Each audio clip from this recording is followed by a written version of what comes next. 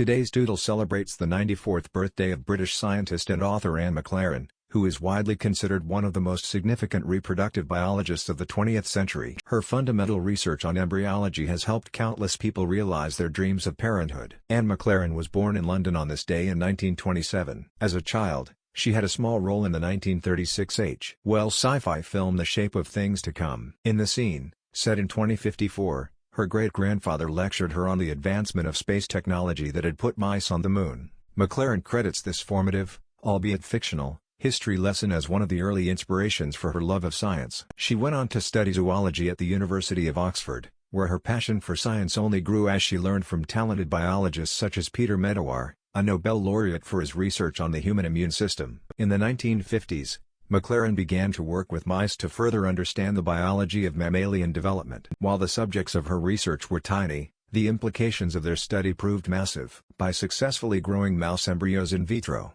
in lab equipment, McLaren and her colleague John Biggers demonstrated the possibility to create healthy embryos outside of the mother's womb. These landmark findings, published in 1958, paved the way for the development of in vitro fertilization, IVF, technology that scientists first used successfully with humans 20 years later. However, the development of IVF technology carried major ethical controversy along with it. To this end, McLaren served as the only research scientist on the Warnock Committee, Est. 1982, a governmental body dedicated to the development of policies related to the advances in IVF technology and embryology. Her expert counsel to the committee played an essential role in the enactment of the 1990 Human Fertilization and Embryology Act, watershed, yet contentious, legislation which limits in vitro culture of human embryos to 14 days post-embryo creation. In 1991, McLaren was appointed Foreign Secretary, and later Vice President, of the world's oldest scientific institution, the Royal Society, at the time becoming the first woman to ever hold office within the institution's 330-year-old history.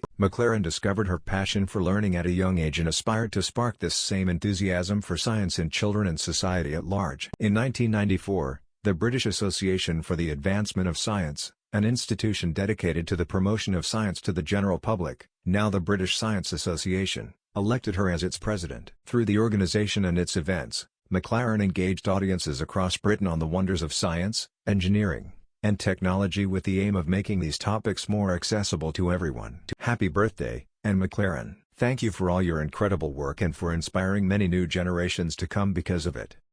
Take a closer look at the road to IVF, paved by Dame Anne McLaren with Google Arts and Culture in partnership with the Royal Society. Like, share and subscribe to Doodle Catalog.